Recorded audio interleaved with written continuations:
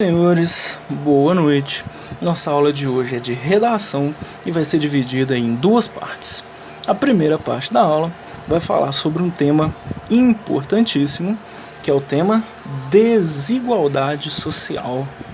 A segunda parte da aula vai tratar sobre a estrutura social, que é dividida em introdução, desenvolvimento e conclusão. Senhores, primeira coisa, qualquer dúvida em qualquer momento do vídeo, manda mensagem no WhatsApp dos grupos da sala ou pode mandar e-mail também, que vai estar aí na descrição do vídeo. Escreve lá o minuto que teve a dúvida, escreve qual a dúvida, que a gente está aqui para isso, beleza? Então vamos lá. Primeira coisa, senhores, por que o nosso tema de hoje vai se tratar de desigualdade social? Senhores, porque o Enem cobra sempre temas sociais. São situações problema existentes na sociedade, portanto no Brasil, em que os corretores precisam saber qual a opinião do aluno sobre essa situação problema.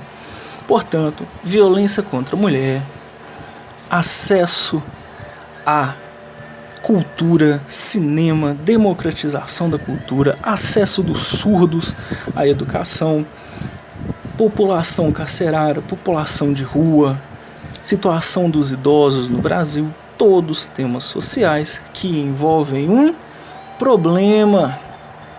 O Enem vai querer saber qual é a sua opinião sobre esse problema e depois vai querer saber qual é a sua proposta para resolver esse problema.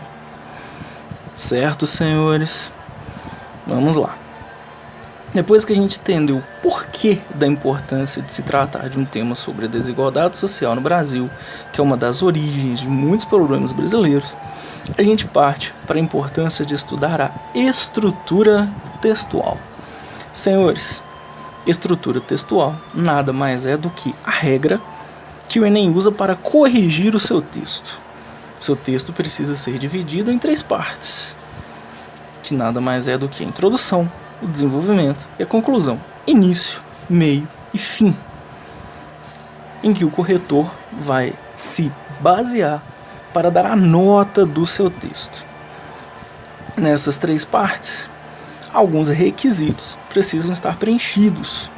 A gente vai ver quais são eles. Vamos lá?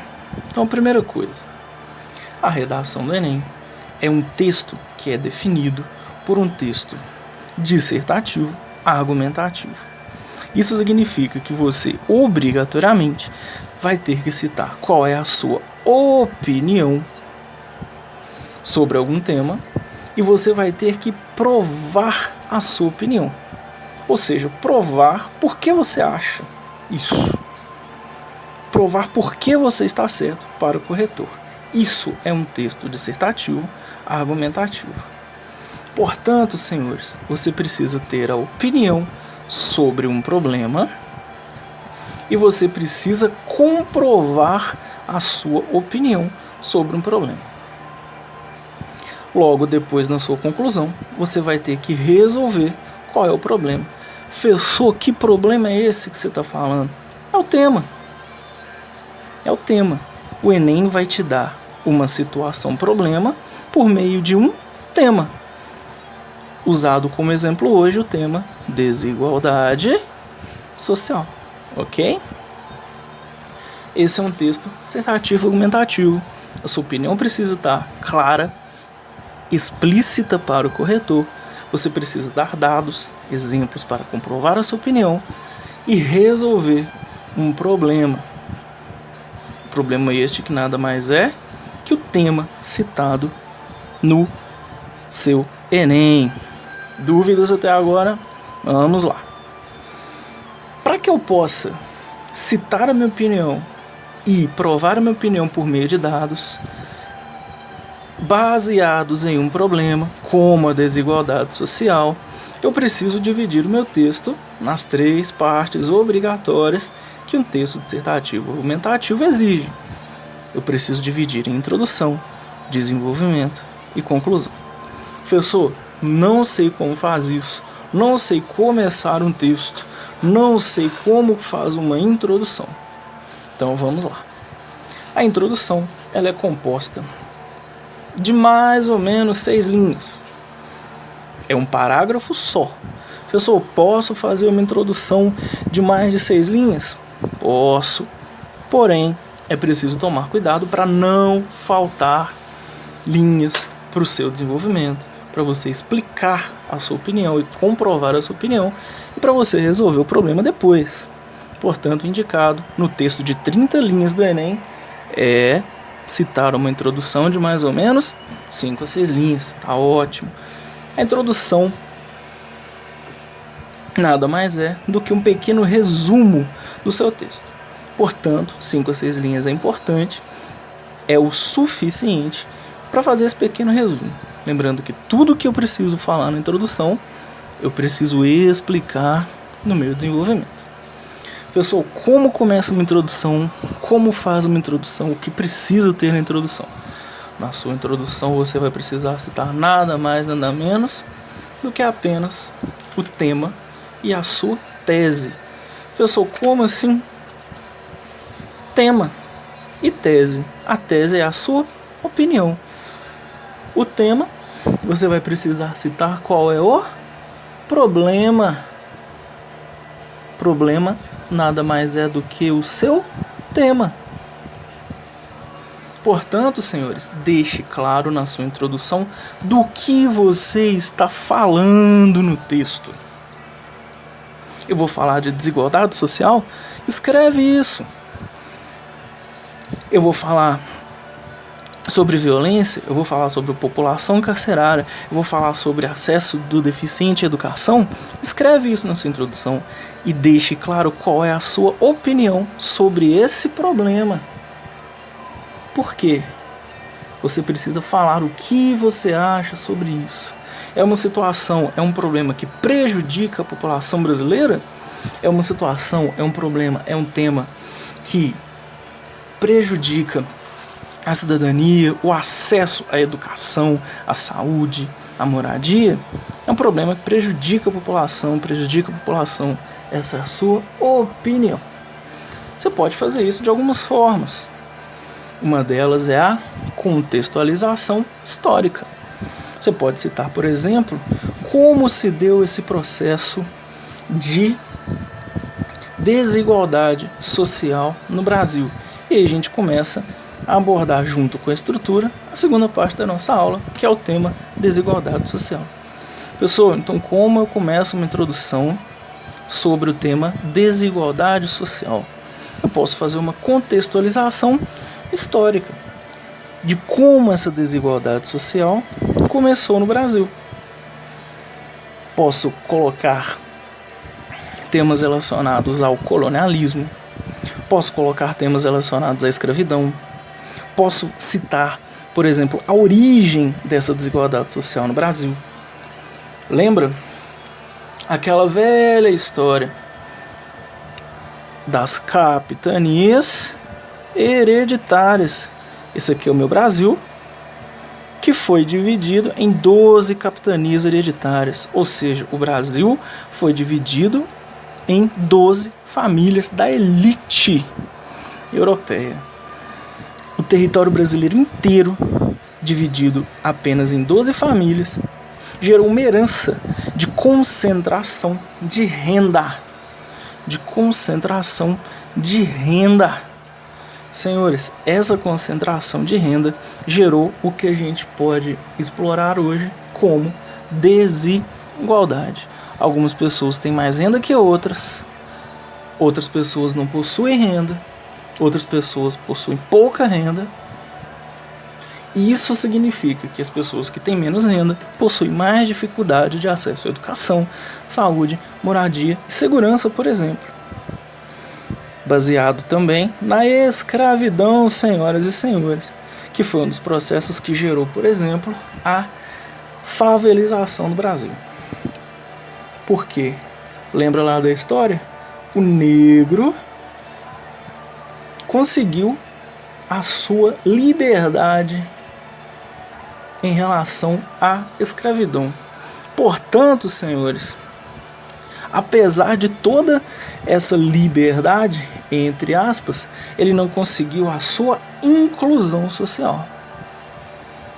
Essa é uma palavra importantíssima para o nosso tema, porque apesar de o negro ter sido liberto, ele não foi incluído na sociedade, ele ficou à margem, que é a origem do nosso termo marginalização.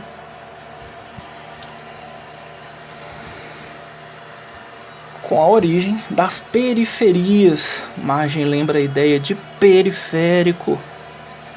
Periférico.